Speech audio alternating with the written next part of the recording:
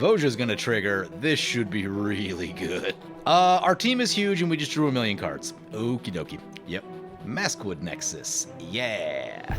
Today on Commander Replay, we get our first look at Voja Jaws of the Conclave and find out just how disgusting it really is. Next on Commander Replay. Hey guys, there's 2 great ways to support the channel. All links are in the description below. Welcome back, everyone. Playing some Voja Jaws of the Conclave today. Let's take a look at this opener. Nykthos is kind of an awkward card, actually. This gets us green mana. We do have card draw, but let's see. So I guess we have 3 mana in hand. We can make this work. Keep. Ooh, you know what I just thought about, though? Unless we get the Triome. If we get the Triome... No, the Triome doesn't help us, because we're still going to need a second color of mana for the Showdown of the Scalds, and that may be a reason to cut the Showdown of the Scalds. We'll see. I wanted a little bit more just, like, easy card draw in this deck. I played it one time already, and basically I just ran out of cards. I wasn't drawing cards, because Voja's starting to get a reputation about itself, and people are starting to realize that, like, you just need to fire all the removal you have at this deck. So, it is very strong if you do not, and the game will be over very quickly if you don't. So, yeah, I was looking for just, like, unconditional card draw, things that you can just cast very easily, and I went for this, but the way the colors kind of shake out in this deck, this might be a little too awkward. Zombie trying to cheer on his deck. Oh, come on, deck. This is filmed. Here's an Expedition map for opponent. We draw a Maskwood Nexus. That's more of a late-game card. Wasn't really looking for that. This exact moment. Let's crack the Verdant Catacombs, see what kind of cool lands we can get. Do we just go Jetmirs to make sure that we have all, or do we... How much do we care about getting Arbor Elf? I'll get Taiga, because I think there's a few more white sources in the deck. I think there's less red sources in the deck, so it's just going to be harder to get them. But yeah, we'll drop down this Arbor Elf, and we'll pass like that. This thing seems ridiculous for this deck. Elvish Warmaster. Whenever one or more other elves enter the battlefield under your control, create a 1/1 green elf warrior creature token. Triggers only once each turn. Pay 7 to give them 2/2 death and death touch until end of turn. Seems good. Free elves, basically, is what that says. Anyway, we should take a read of our commander. It's Voja Jaws of the Conclave. 5 mana for a 5/5 with Vigilance, Trample, Ward 3.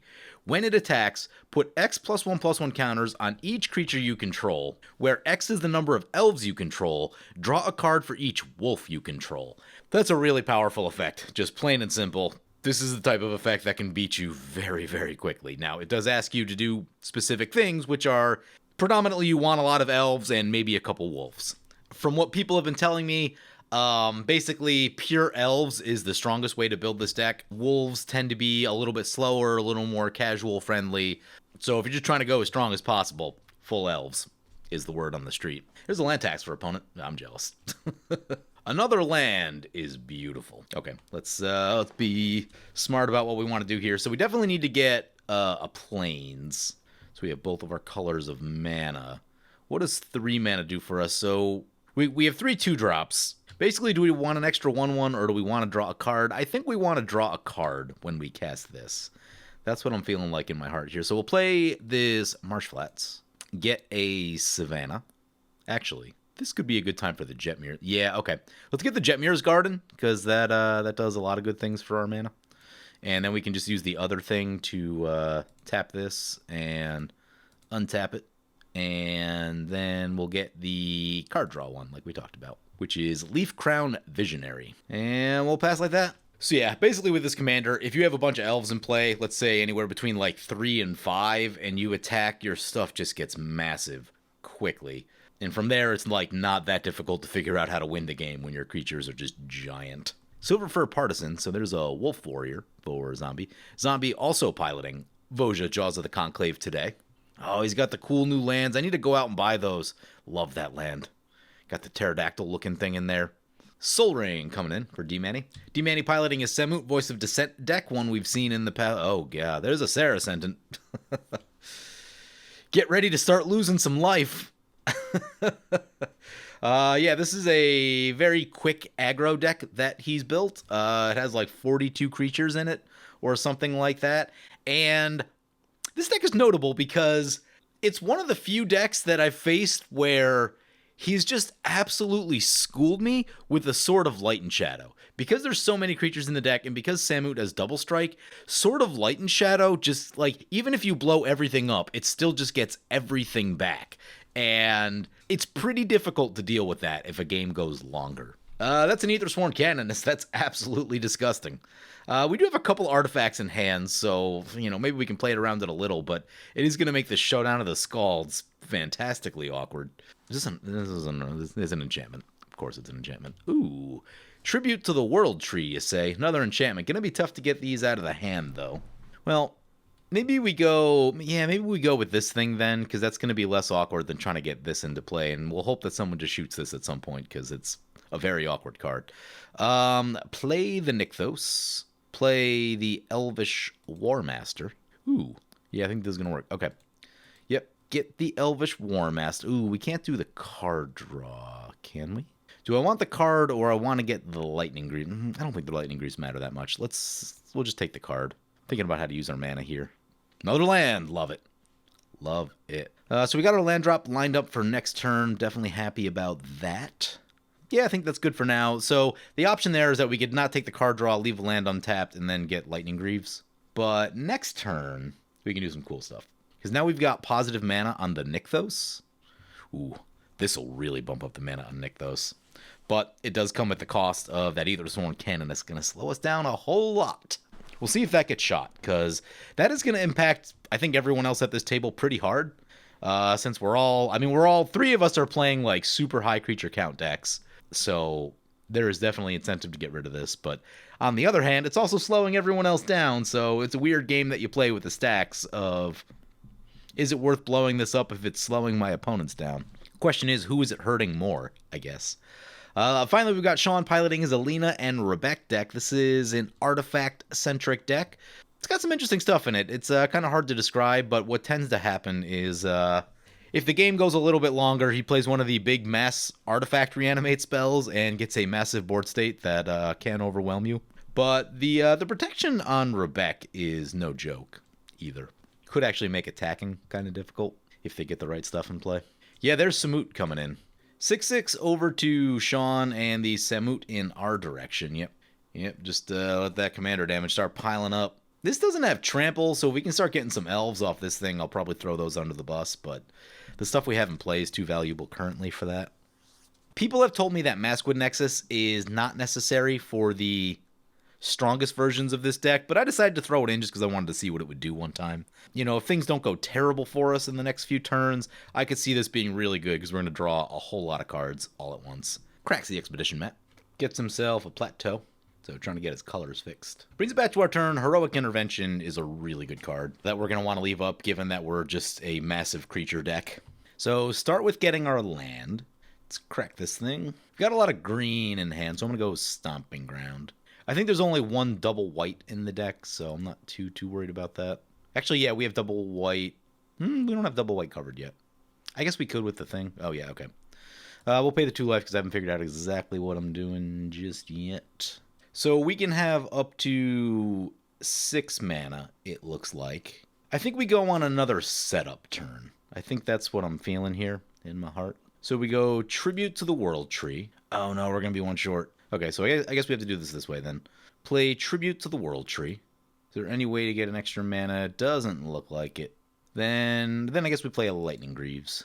We'll put that on, I guess, this guy. No real good attacks at the moment, so I think we just pass like that. I mean, I guess we could...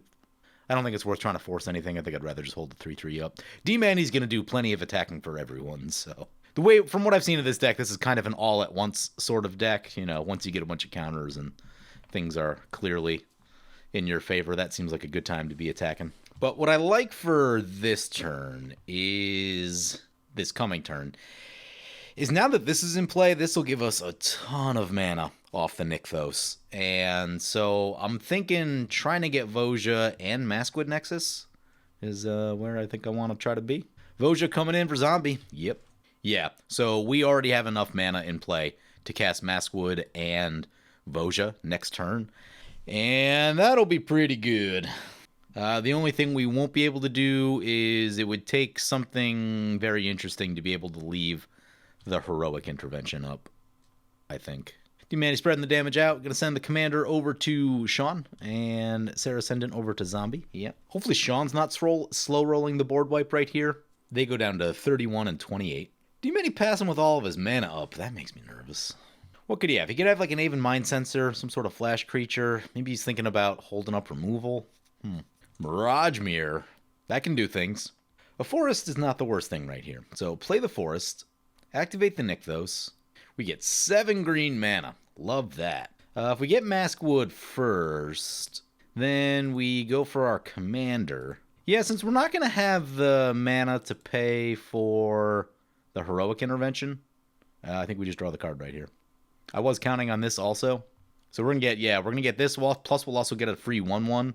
There's a Kodama's Reach. Not upset about that. Tribute to the World Tree and Elvish Warmaster trigger, so free 1/1. 1/1 also triggers Tribute to the World Tree, so it'll get bigger.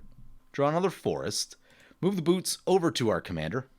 And, man, what does D-Manny have? Like, I want to blast him, but I do need to be concerned about him having something. I mean, I guess we got to attack, right? It's just like no world in which we don't attack right here. I think we send this one and this one. I'll leave the others back just so we have blockers and stuff. Voja's going to trigger. This should be really good. Unless D-Manny's got something. No, he passed. Our team is huge and we just drew 1,000,000 cards. Okie dokie. Yep. Maskwood Nexus. Yeah. Okay. We are the threat. Sadly, we don't have that mana for Heroic Intervention, so we are just at the mercy of a board wipe. If someone has a board wipe, they have to play it. Ooh, he's going to... what does he have? He's either trying to soak up damage or he's got something. Wow, he's just soaking up the damage. Ooh. Okay, so having just played this Maskwood Nexus, I mean, I think you got to include this even if you're trying to go as fast as possible because we have so many cards in hand now. Man, what do we even need? This is a less good version of that. Yeah, I'll get rid of the Harbinger, I think. Oh, we got to get rid of 2. Ramp spells are actively terrible with the Aethersworn Canonist in play, so makes me sad, but we'll get rid of the Kodamas. Yeah, so, like, the thing that we're worried about is a board wipe going off and, like, losing all of our stuff. But even if that happens now, we've still got a full hand of goodies. So, man, Maskwood Nexus just seems too good. Plus it spreads, like, all of the elf abilities now get spread to Voja, which is cool. So, like, whatever anthems and other little, you know, tribal synergies now go to our commander. Seems real good. Seems really good. Runebound Wolf. Pay 4, deals damage equal to the number of wolves and werewolves you control to target opponent. It's not awful. Especially if you do something like this. Later in the game, that's going to be really good. Early in the game, you're probably not going to use that. But late in the game, the board's all clogged up, and you're just like, we need some damage. Turn all that mana into damage. One thing that's important to note, because this has been an ongoing theme of the last, like, we'll say, like, I don't know, 8 videos or so. I've been going last in the turn order a lot, and that's been biting me. Today, we're second, and us attacking before Zombie is a really big deal with the way these decks line up. So he gets his attack, and his stuff isn't nearly as big as ours at the moment. We've got an 11-11, so he's just going over to D-Manny. D-Manny was kind of threatening there for a minute. I do wonder if this is a board wipe at a D-Manny, which is maybe why he didn't play anything. In some sense, I wouldn't mind a board wipe, just because we can kind of see the resilience of the deck once you get a big card draw off of Maskwood Nexus. Because if they don't wipe the board, I mean, someone probably dies this turn. If not, maybe 2 people. Their stuff's just going to be huge. Although interesting, Zombie's got 2 mana up, so Zombie goes up to 4 cards. If Zombie has a protection spell against a board wipe, he would come out very far ahead, and that would be pretty bad. Though, I guess we have a Blasphemous Act to clean that up if worst comes to worst. This is turn 5, by the way, and we have, how much power on board? 41 by my count. He's going to send the 6/6 over to us. Yeah, we're the threat. Yeah, we have 41 power on board, and it's turn 5. This may be just a little bit too strong. Dare I say that, like, it probably didn't need Ward 3 with all the other stuff going on there, because you at least want to be able to shoot it reasonably easy. Down to 23 we go. Board wipe? Yeah, there's a Blasphemous Act. Yeah, okay, so he's been slow rolling that. We're going to get cleaned up a little bit. Hopefully no one else has protection spells. Nope, everything gets cleaned up. Cool. Cool. So we're going to go back to the command zone, and now we can check out, like, you know, some of the resilience. We've got a decent setup with Maskwood Nexus, Boots and Tribute. We've made some land drops. We have a really powerful land in Nykthos. Priest of Titania is going to be pretty good, I think. Instead of stopping our upkeep and do something with the Worldly Tutor, I don't even know what we're going to get, honestly. Avacyn's Pilgrim coming in, yep. A little bit of lifelink in this deck may not be the worst idea. I don't know where you get it from. Haven't thought about that extensively yet. Maybe just like a Shadow Spear. Could be cool. D-Man gonna Ghost Quarter his own land. Hurting for the colors. For a, Muriel's Shield of Argive. That's a strong one. Yeah, and so my thoughts on seeing this deck twice so far is that if someone doesn't play a board wipe, you're going to lose the game, right? This deck is just too fast. Like, you need to play a board wipe against this, and particularly because of the Ward 3, a board wipe is going to be much better than trying to hit it with spot removal. Plus, there's a lot of elves too, right? So you're probably going to clean up all the little stuff. That's coming in. Lochiel, Clockwork Scholar, yep. Interestingly, this cares about elves, and this makes changelings, plus turns everything into an elf. So that's pretty cool. You know, I wouldn't mind some cost reduction for this deck.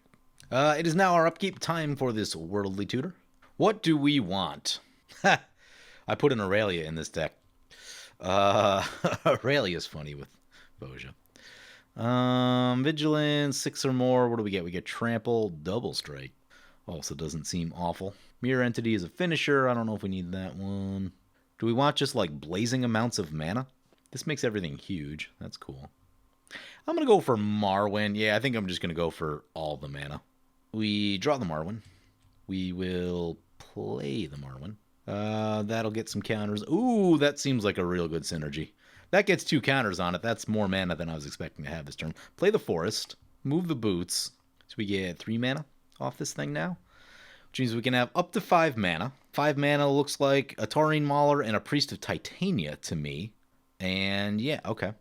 Okay. Let's get this. We'll get the Priest of Titania. Triggers Marwyn and Tribute to the World Tree.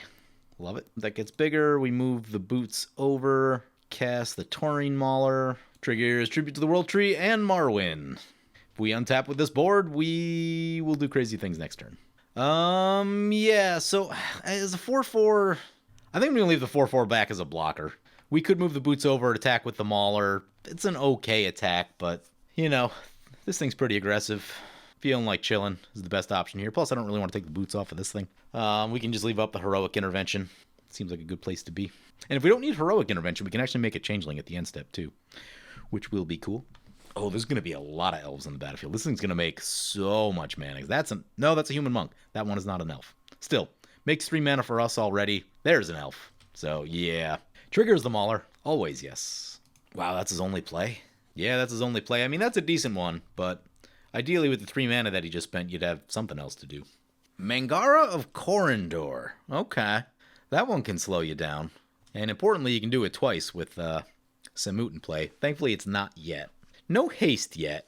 Selvala Explorer Returned, also a powerful card.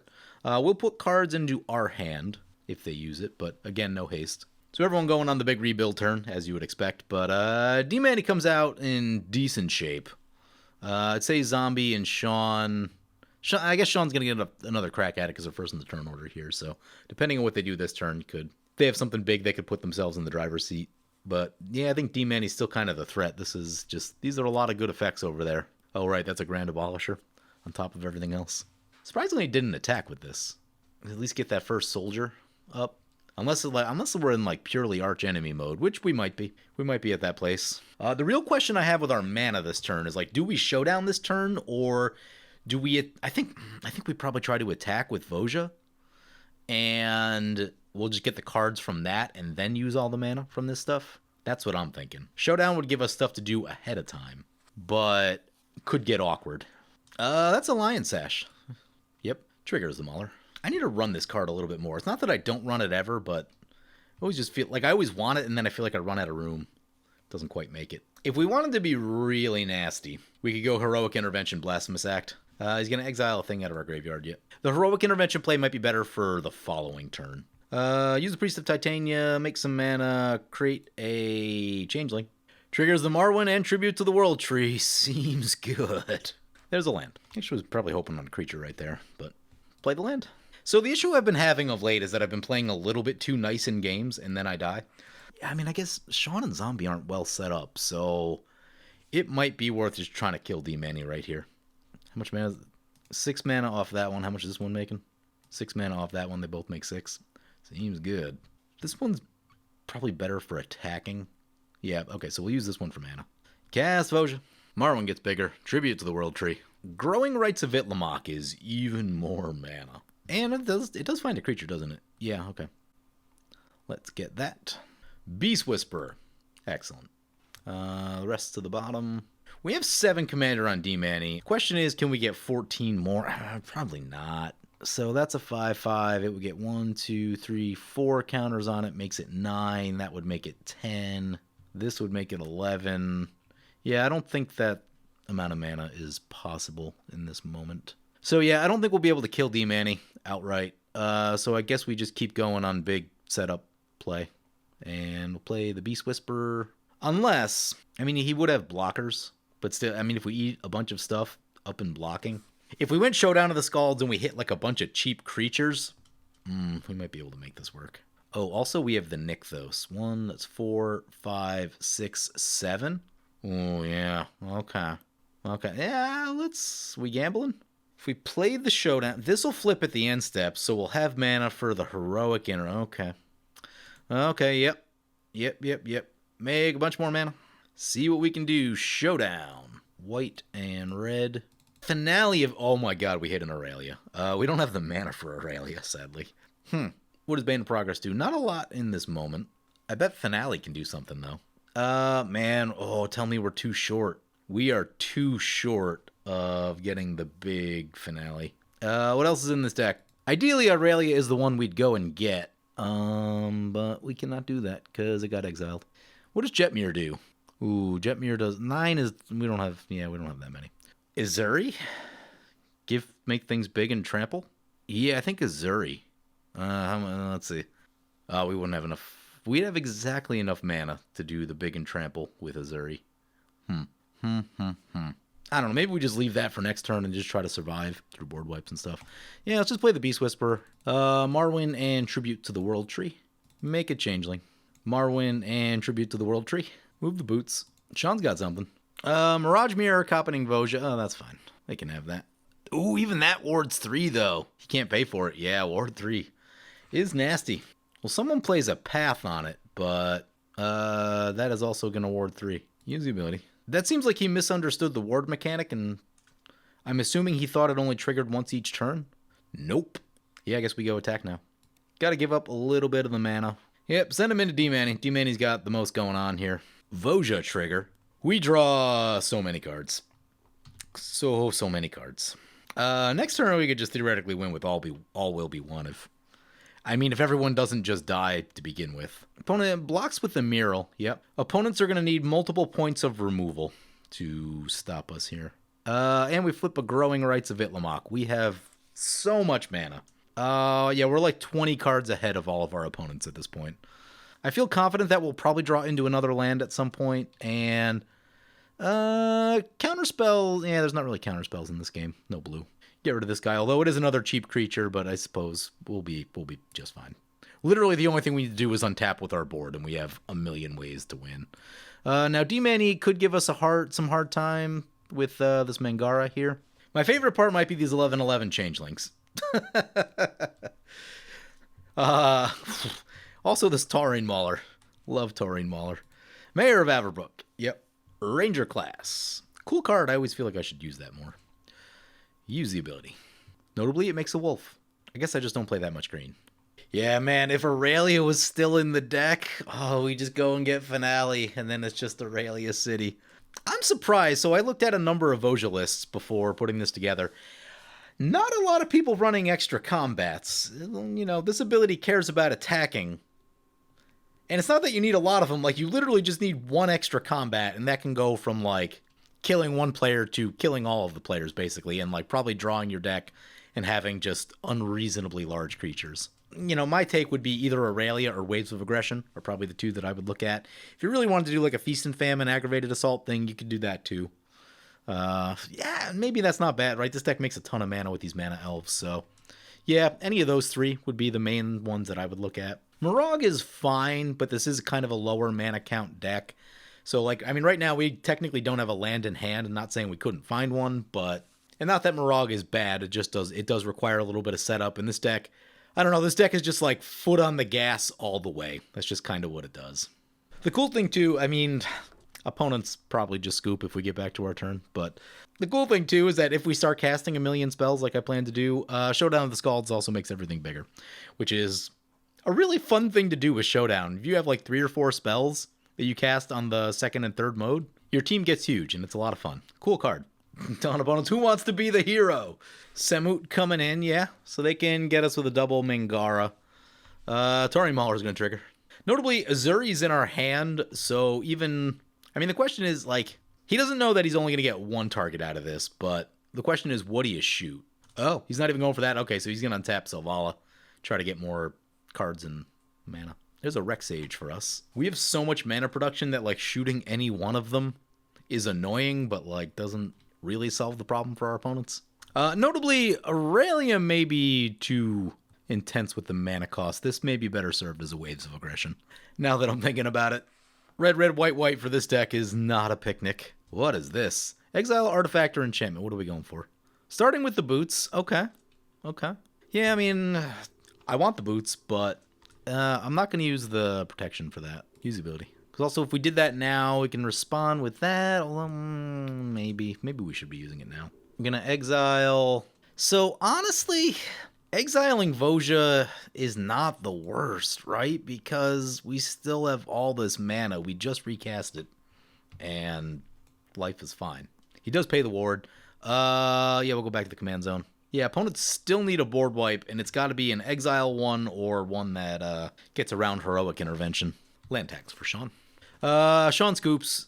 Mayor of Averbrook is gonna flip. So no Mage Shepherd just in case. Mode 2 on Showdown.